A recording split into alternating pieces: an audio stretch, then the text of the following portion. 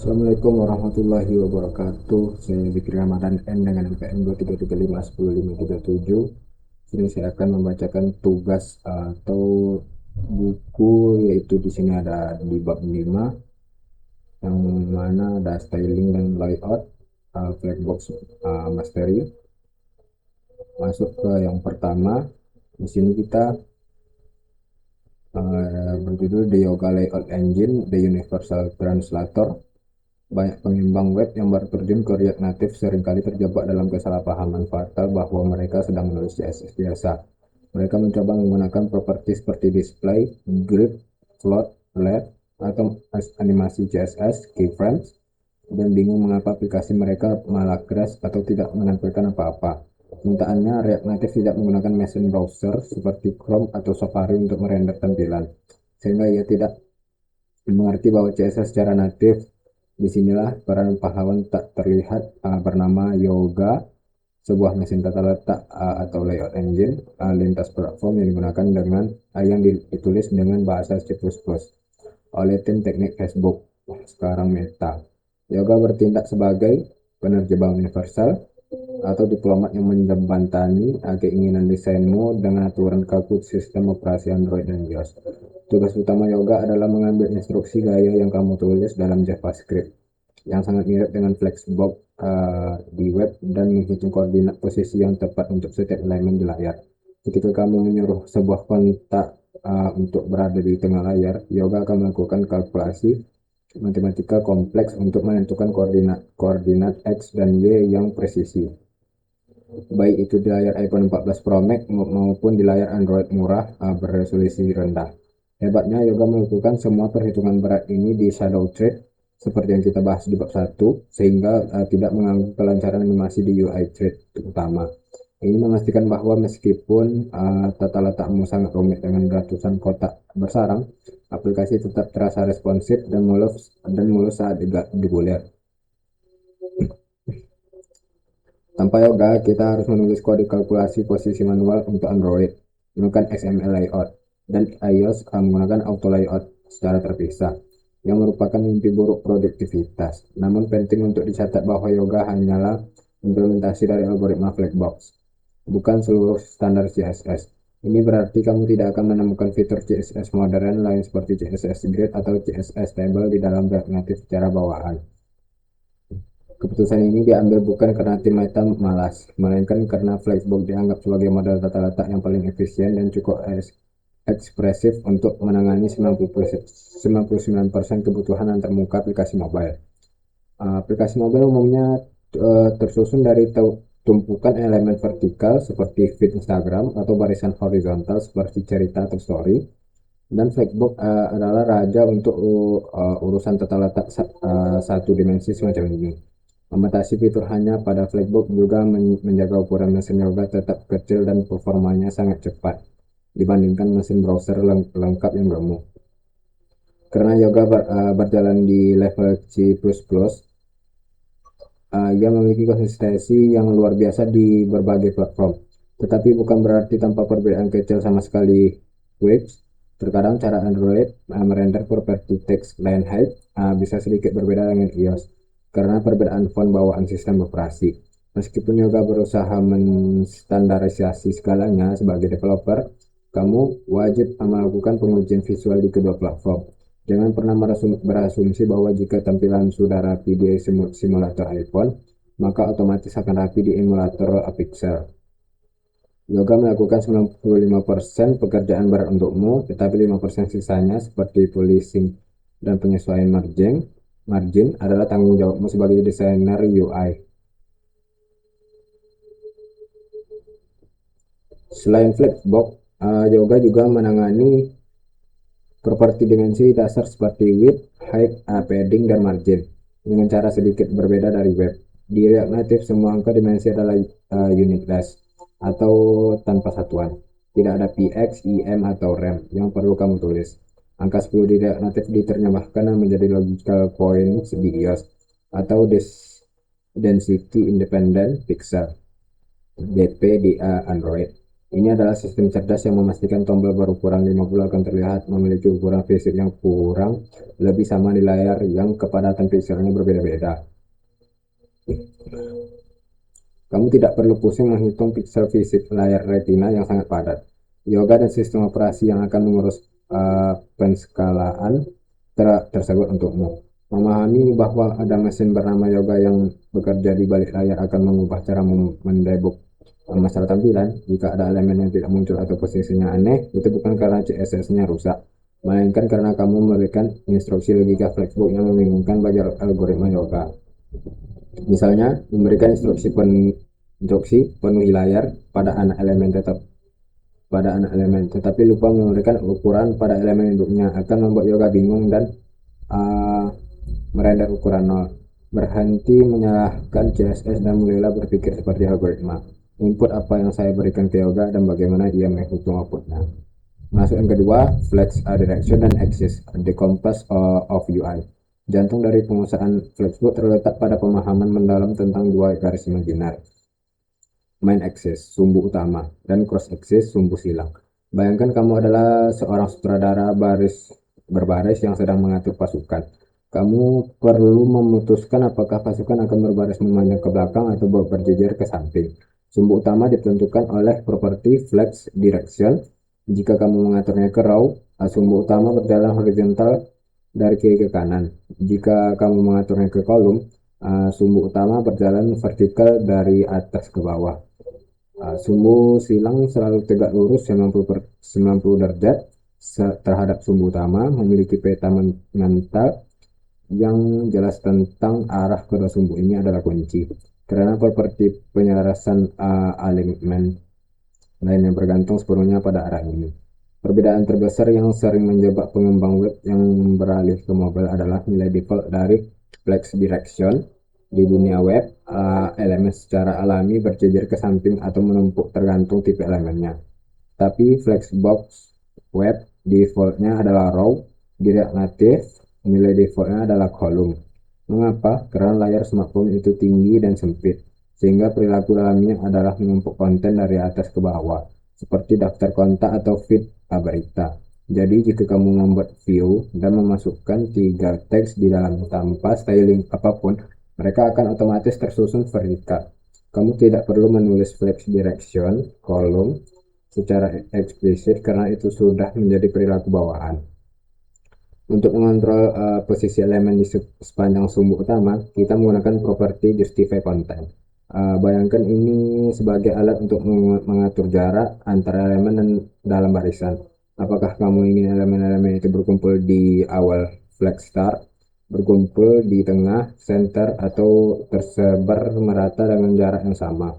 Space between. Jika flex direction adalah kolom atau vertikal, maka justify content center akan membuat kontenmu berada di tengah-tengah layar secara vertikal atas bawah.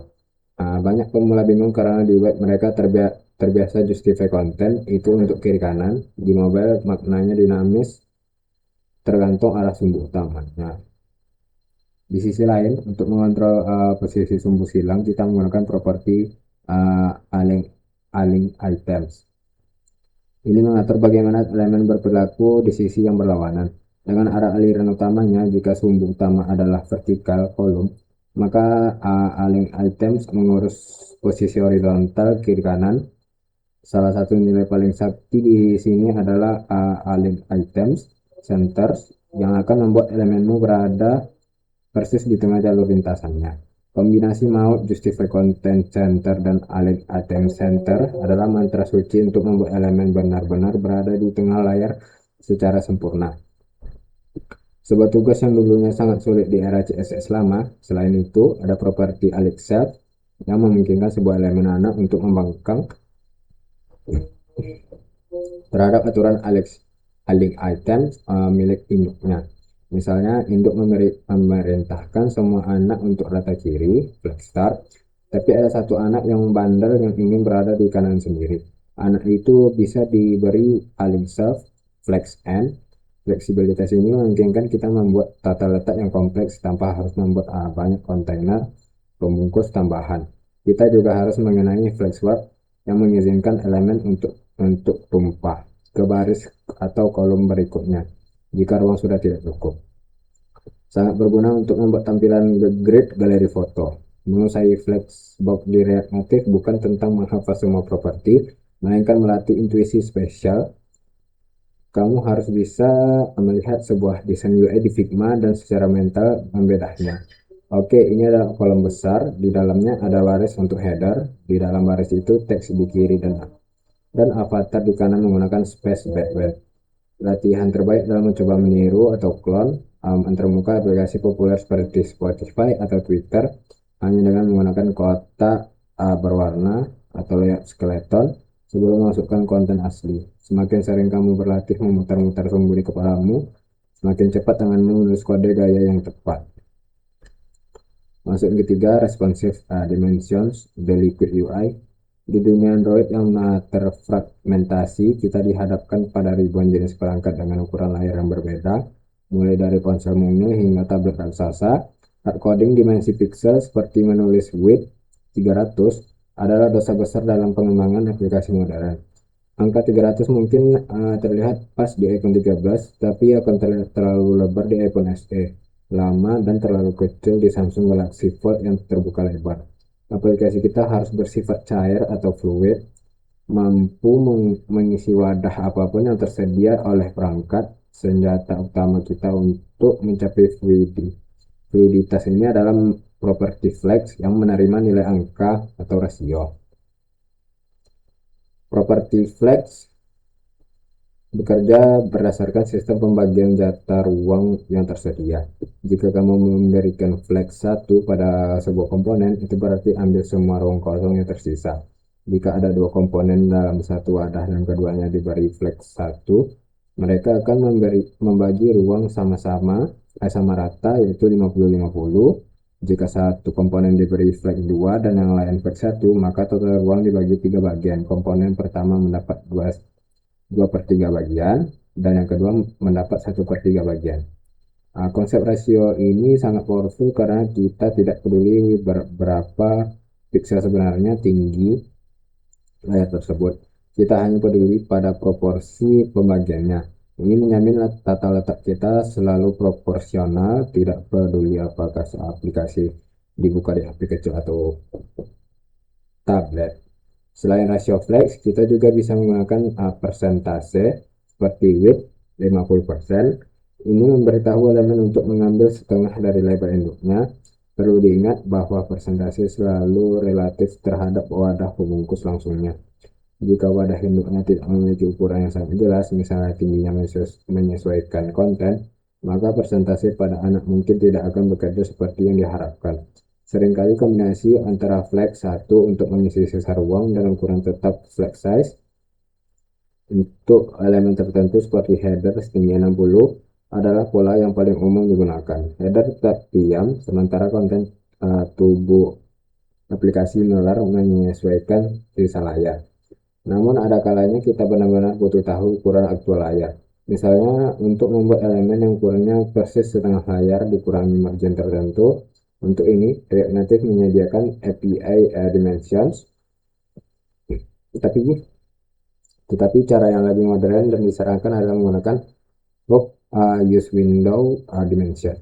Keunggulan hook ini dibandingkan API Dimension.get biasa adalah ia secara otomatis memperbarui nilai jika ukuran layar berubah. Kapan ukuran layar berubah? Saat pengguna memutar HP dari portrait ke landscape, atau pada perangkat lipat foldable. Saat layar direntangkan, hook ini memastikan kalkulasi dimensimu selalu sinkron dengan kondisi fisik perangkat saat ini. Strategi lain yang penting dalam penggunaan aspek rasio, terkadang kita ingin menampilkan gambar yang rasio lebar tingginya tetap terjaga. Misalnya 16:9 untuk video, tidak peduli berapa lebar layarnya dengan properti aspek rasio 16:9. Jika kita cukup menentukan lebarnya, misal width 100%, dan juga secara otomatis akan menghitung tingginya agar rasionya pas. Ini mencegah gambar menjadi gaping atau terdistorsi Tanpa properti ini, kita harus menghitung tinggi secara manual menggunakan rumus matematika. Setiap kali lebar berubah, yang tentu saja merepotkan dan rawan bug. Biasanya responsif di mobile juga berarti mengetahui batas kapan harus mengubah tata letak sepenuhnya. Pada tablet, mungkin kita ingin menampilkan menu di samping sidebar. Sedangkan di HP, menu itu disembunyikan dalam drawer. Kita bisa menggunakan logika kondisional sederhana berdasarkan width yang didapat dari use window dimension. Jika lebar layar lebih besar dari 76 pixel, ukuran tablet render layout 2 kolom. Jika kurang, render 1 kolom. Pendekatan ini disebut adaptive layout, di mana aplikasi tidak hanya melar, tapi juga beradaptasi secara cerdas terhadap ruang yang luas, menciptakan UI yang responsif, bukan sekedar membuatnya muat di layar, tapi membuatnya terlihat bagus dan optimal di setiap inci layar yang tersedia. Nah, masuk yang keempat, di sini ada the Style Sheet API, the Blueprint System.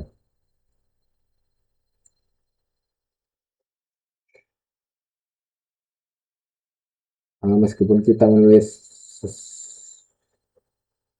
Meskipun kita bisa menulis gaya langsung di dalam properti komponen disebut inline stylist, React Native menyediakan mekanisme yang lebih terstruktur dan berkinerja tinggi bernama Style Sheet API. Menulis gaya secara inline seperti view style, background color, red padding 20 memang cepat dan praktis untuk eksperimen. Tapi jika dilakukan di seluruh aplikasi, kode akan menjadi berantakan dan sulit dibaca. Terlebih lagi, setiap kali komponen dirender ulang, objek gaya inline tersebut dibuat ulang di memori sebagai objek baru.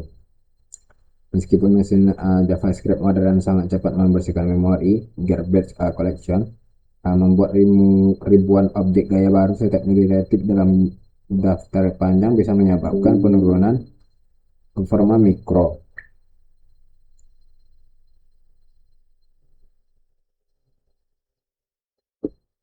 StyleSheet.create adalah metode standar untuk mendefinisikan gaya di luar komponen. Dengan cara ini, kita membuat cetak biru gaya sekali saja saat file dimuat, dan kemudian merujuk ke cetak biru tersebut berkali-kali. Ini mirip dengan konsep kelas CSS di web. Kode menjadi lebih bersih karena logika terpisah dari definisi gaya. Kita bisa memberi nama yang bermakna pada setiap blok gaya, seperti kontainer, header text, dan primary button, yang membuat kode bersifat self-documenting. Saat orang lain membaca kodemu, mereka langsung paham tujuan visual dari sebuah komponen hanya dengan membaca nama gayanya. Salah satu fitur hebat dari sistem gaya React Native adalah kemampuan untuk menggabungkan gaya menggunakan array sintak. Nah, properti style bisa menerima array objek gaya seperti style, stylist.base button, stylist.active button. Keajaibannya adalah gaya yang berada di posisi di kanan akan menimpa gaya di kirinya.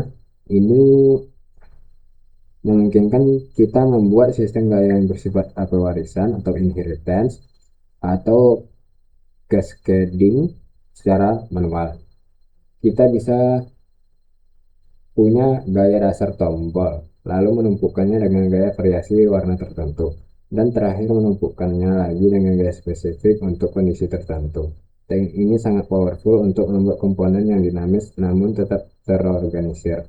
Meskipun style sheet memindahkan gaya keluar dari komponen, gaya tersebut tetap berada di dalam file JavaScript yang sama. Ini berbeda dengan pengembangan web tradisional di mana HTML dan CSS sering dipisah di file berbeda. Filosofi React Native adalah bahwa komponen yang gayanya memiliki ikatan yang sangat kuat. Jika kamu menghapus komponen tombol, kamu juga harus menghapus gaya tombol tersebut. Menyimpan keduanya dalam satu file memudahkan maintenance karena kamu tidak perlu berburu kode CSS mati atau dead code di file terpisah yang tidak lagi digunakan. Namun stylesheet bukanlah satu-satunya kebenaran. Ada kasus valid untuk menggunakan inline stylist, terutama untuk nilai yang benar-benar dinamis dan berubah-ubah berdasarkan logika program, seperti animasi, interpolasi, atau warna yang dikirim dari server. Dalam kasus ini, kita bisa mencakup keduanya menggunakan style sheet untuk struktur dasar yang statis.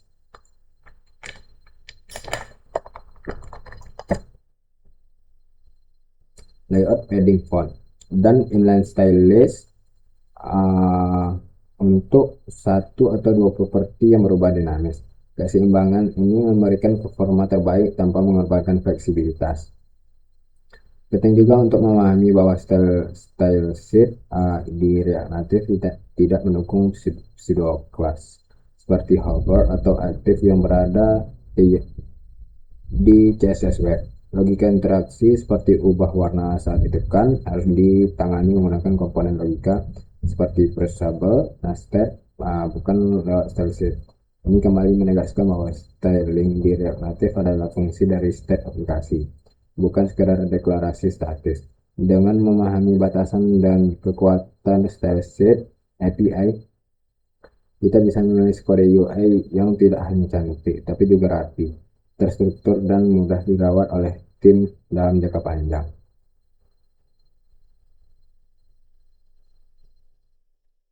Masuk yang kelima adalah modern styling approach, the Tailwind Revolution.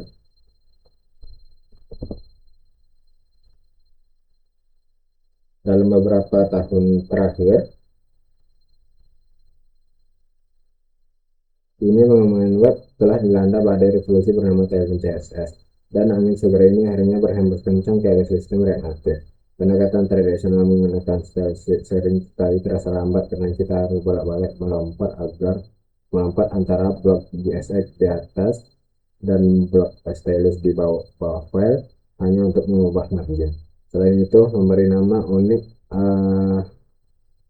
untuk setiap wadah kecil seperti kontainer inner wrapper sangat melelahkan otak. Solusi modern untuk masalah ini di React Native adalah Native Wine, sebuah pustaka yang membawa kekuatan dan kecepatan Tailwind CSS langsung ke dalam komponen Native. Native Wine memungkinkan kita menulis gaya menggunakan utility classes di dalam properti class name, web mirip web, seperti view class name flag 1 bg with item center display center. Dengan sekilas pandang, kita langsung tahu bahwa kotak ini akan mengisi ruang berlatar putih dan memposisikan isinya di tengah. Tidak ada lagi lompat-lompat ke bawah file, tidak ada lagi kebingungan mencari nama variabel gaya. Kecepatan pengembangan atau development velocity meningkat drastis karena kita bisa memoles UI tanpa meninggalkan konteks struktur komponen. Bagi mahasiswa yang sudah terbiasa dengan Tailwind di pengembangan web, transisi ke React Native menjadi sangat mulus tanpa perlu mempelajari ulang properti style sheet yang panjang. Cara kerja Native Wine sangat cerdas. Ia menggunakan Babel plugin untuk memproses kelas-kelas string tersebut pada waktu kompilasi, compile time, bukan saat aplikasi berjalan runtime. Ia mengubah string bgwith p4 menjadi objek stylesheet.create. Natif yang valid di balik layar ini berarti kita mendapatkan kenyamanan penulisan ala CSS. Tetapi dengan performa tinggi ala native style sheet, tidak ada overhead atau beban tambahan yang signifikan saat aplikasi dijalankan di HP pengguna. Ini adalah situasi win-win solution yang jarang terjadi di dunia pemrograman. Kode lebih mudah ditulis, tapi hasil akhirnya tetap optimal. Keunggulan lain dari pendekatan ini adalah konsistensi desain sistem. Tailwind bekerja dengan sekumpulan token standar untuk warna, spasi, dan tipografi. Alih-alih menebak-nebak apakah margin ini 8 px atau pixel atau 20 pixel, kita menggunakan skala standar M5, margin level 5. Ini mencegah penggunaan magic numbers atau angka acak yang bertebaran di seluruh kode, membuat UI aplikasi terlihat jauh lebih konsisten dan profesional. Jika kamu ingin mengubah tema warna utama aplikasi, kamu cukup mengubah konfigurasi di Tailwind config.js, dan perubahan itu akan merambat ke seluruh aplikasi secara instan. Tentu saja pendekatan ini memiliki kritik tersendiri, terutama soal tampilan kode yang menjadi jelek atau penuh sesak dengan string kelas yang panjang atau markup collection. Membaca baris kode yang berisi 15 nama kelas bisa menjadi membingungkan bagi sebagian orang. Namun komunitas berargumen bahwa kekurangan estetika kode ini terbayar lunas dengan produktivitas yang didapat Selain itu, fitur seperti penyembunyian kelas di editor atau ekstraksi komponen bisa membantu menjaga kerapian kode. Native Wine juga mendukung fitur-fitur canggih seperti dark mode, otomatis, dan gaya responsif platform, misal iOS MT4, Android MT2, yang jauh lebih ringkas daripada menulis logika platform.iOS secara manual. Sebagai generasi pengembangan baru, sangat disarankan untuk setidaknya mencoba dan memahami paradigma utility first ini. Industri bergerak cepat ke arah alat yang meningkatkan efisiensi. Native Wine bukan sekedar tren, tapi respons terhadap kebutuhan akan pengembangan UI yang lebih cepat dan terstandarisasi. Di buku ini, kita akan memperkenalkan kedua cara klasik style sheet atau pemahaman fundamental dan cara modern Native Wine untuk proyek-proyek praktikum agar kalian bisa membangun aplikasi secepat kilat. Pilih senjata yang paling nyaman di tanganmu, tapi pastikan kamu tahu cara menggunakannya dengan benar.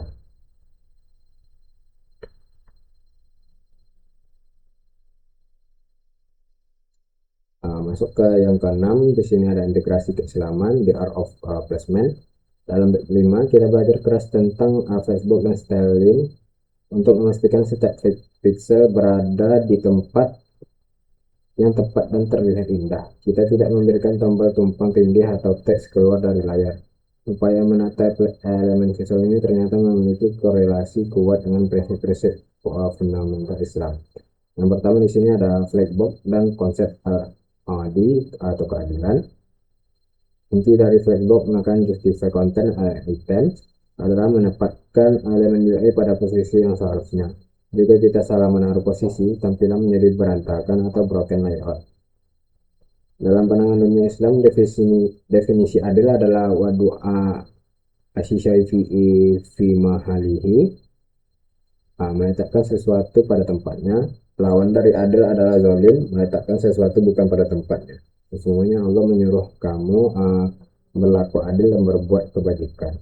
Quran Surah An-Nahl ayat 90. Saat kita menggunakan Facebook untuk meratakan komponen agar seimbang dan proporsional, kita sedang mempraktikkan filosofi keadilan dalam skala mikro. Seorang muslim harus memiliki sense of layout dalam hidupnya, menempatkan hak Allah, hak keluarga, dan hak pekerjaan pada porsinya masing-masing dengan presisi. Sebagaimana kita menempatkan komponen UI dengan presisi di ayat. Yang kedua, responsivitas dan sifat murona atau fleksibilitas. Kita belajar membuat tampilan yang responsif. Aplikasi harus tetap baik di layar HP kecil maupun tablet besar. Aplikasi tidak boleh kaku, ia harus bisa beradaptasi dengan wadahnya. Atau flex 1. Islam adalah agama yang salih likulli zaman wa makan, relevan di setiap waktu dan tempat. Syariat Islam memiliki sifat murona atau fleksibilitas. Prinsip akidah tetap kokoh seperti struktur HTML atau JSX. Namun penerapan fikih bisa beradaptasi dengan kondisi zaman dan budaya, seperti styling dan responsif. Agama itu mudah dan selamanya agama tidak akan memberatkan seseorang, melainkan agama itu akan memudahkannya. Bukhari, seperti aplikasi responsif yang tidak pecah saat layar berubah ukuran. Seorang muslim yang baik tidak akan pecah imannya saat berada di lingkungan yang berbeda. Ia bisa beradaptasi atau responsif di mana saja tanpa kehilangan jati dirinya. Styling dan konsep al-jamal atau keindahan.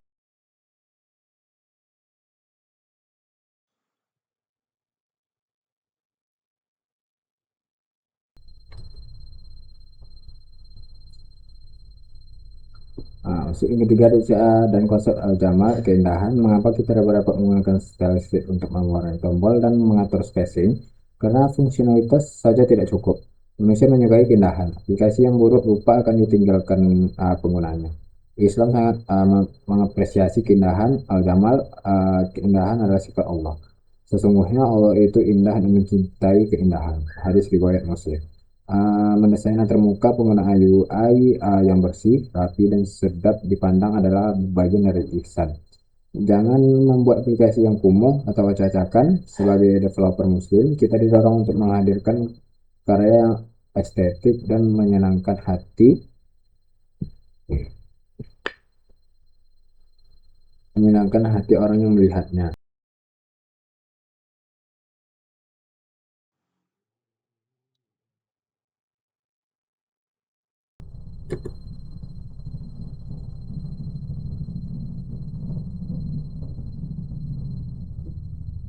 Karena keindahan yang halal dapat menjadi sarana mendekatkan diri kepada Sang Pencipta keindahan.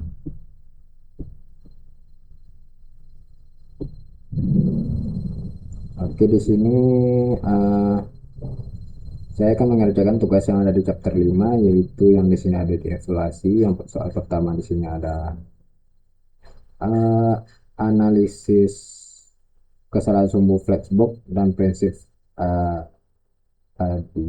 adil.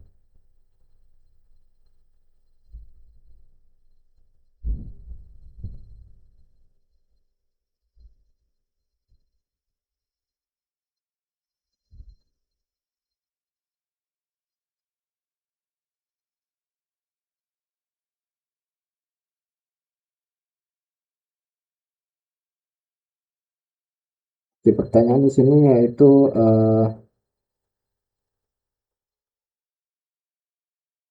jelaskan properti apa yang seharusnya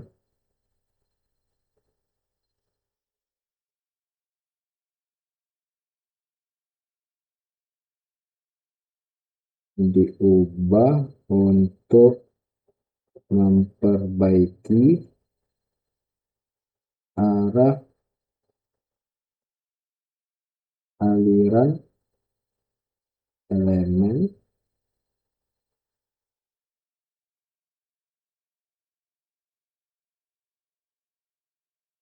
hubungkan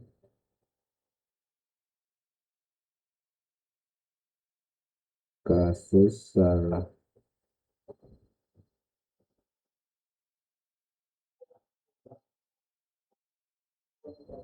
ini dengan konsep adi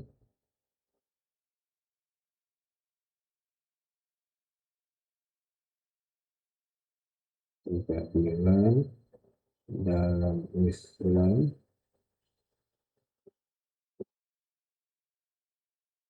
mendefinisikan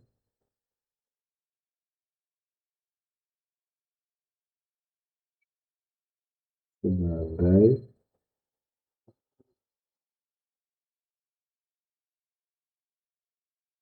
meletakkan sesuatu pada tempat.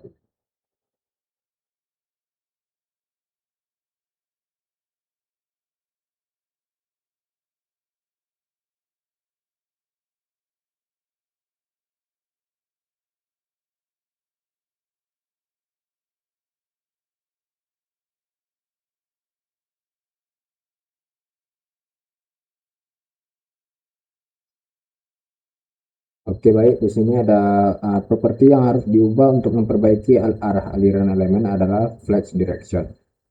Jika arah elemen salah, misalnya vertikal padahal ingin horizontal, maka ubah nilainya kolom ke vertikal, atas ke bawah, row ke horizontal, kiri ke kanan. Kaitannya dengan konsep al-adi adalah bahwa memperbaiki flex direction sama seperti menerapkan keadilan, menampakkan sesuatu pada tempat dan posisi yang semestinya. Jika arah elemen salah, maka tampilannya tidak teratur, seperti ketidakadilan. Ketika diperbaiki, layout menjadi tempat dan seimbang. Oke, lanjut yang soal kedua. Sini pertanyaannya yaitu mengapa pendekatan ini dianggap buruk dalam pengembangan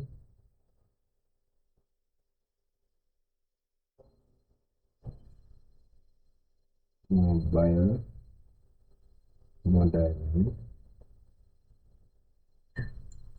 Bandingkan masalah kekakuan ini dengan sifat Meruna dalam penerapan syariat Islam.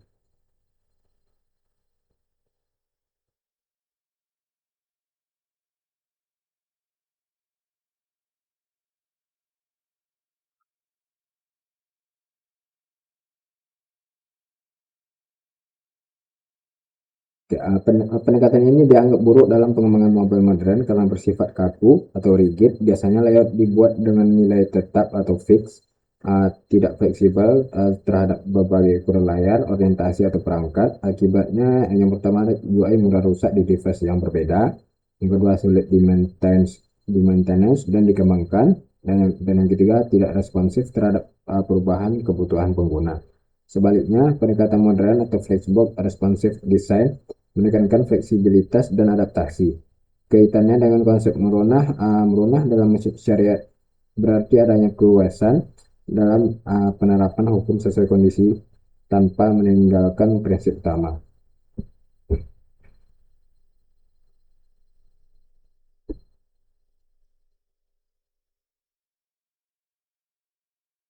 Oke, masuk ke yang soal ketiga.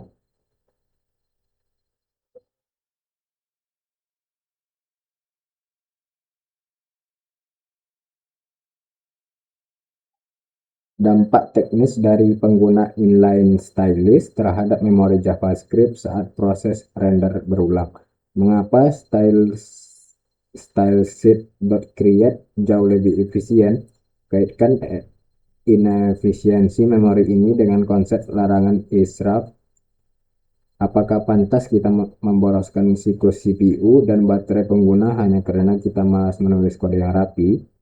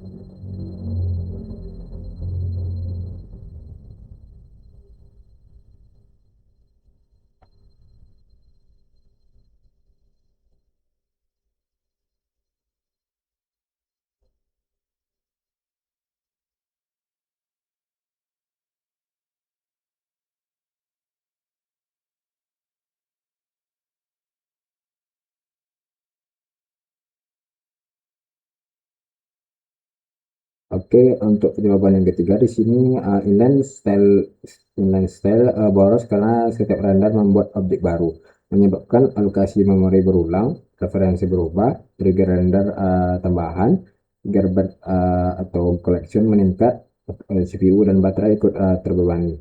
Sedangkan style sheet.create lebih efisien karena style dibuat sekali atau statik, referensi stabil, tidak memicu render ulang, dioptimalkan oleh React Native. Kaitannya dengan israf, inline style mencerminkan pemerasan resource, memori, CPU, baterai, sedangkan style sheet.create adalah penggunaan yang efisien. Jika tidak pantas memenuhi device, pengguna hanya karena malas menulis kode yang rapi.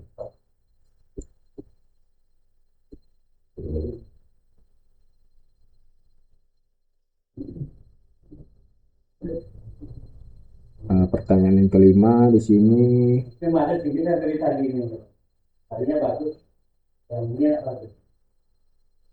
pandangan fungsi di atas estetika dalam konteks pengembangan produk digital yang kompetitif.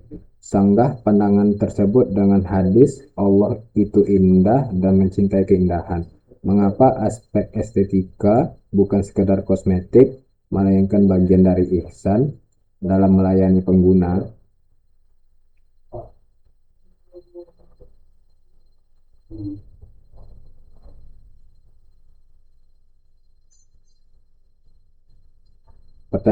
Jawabannya sih pandangan fungsi di SDK itu tidak sepenuhnya tepat. Dalam produk digital yang kompetitif, Mengabaikan estetika justru bisa merugikan karena estetika memengaruhi first impression dan kepercayaan pengguna. Desain yang baik meningkatkan usability, lebih mudah dipahami dan digunakan. UI yang rapi membantu navigasi dan efisiensi interaksi. Kemudian produk jadi lebih menarik dan kompetitif di pasar. Nah, kemudian pandangan tersebut bisa disanggah dengan hadis dari hadis Allah itu indah dan mencintai keindahan yang menunjukkan bahwa keindahan bukan hal remeh tetapi bagian dari nilai yang dianjurkan. Dalam konteks ini estetika bukan sekadar hiasan melainkan bagian dari ihsan. Yang pertama yaitu ihsan berarti melakukan sesuatu dengan sebaik mungkin. Dalam produk digital itu berarti tidak hanya berfungsi tapi juga nyaman, indah dan menyenangkan digunakan. Memberikan pengalaman terbaik kepada pengguna adalah bentuk tanggung jawab dan kualitas layanan.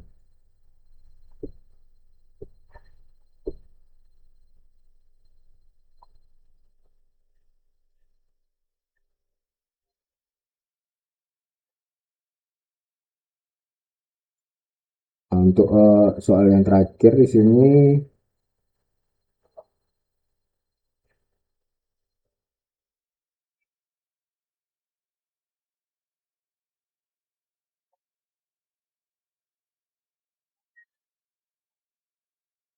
eh, struktur pohon, komponen, dan strategi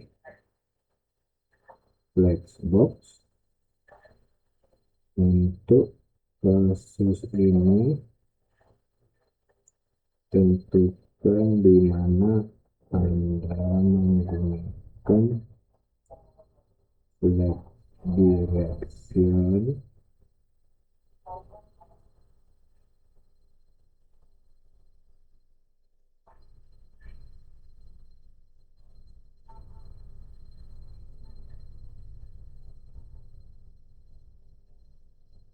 Justify content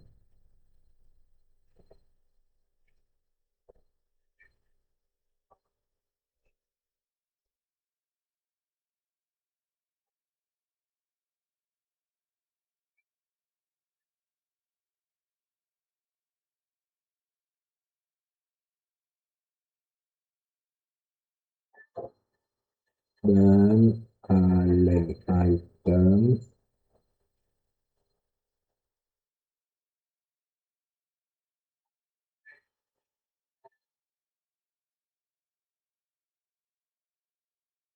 jelaskan bagaimana merancang struktur ini melatih pola pikir nizam. Apa yang terjadi jika kita menempatkan sembarangan tanpa struktur pengelompokan yang jelas?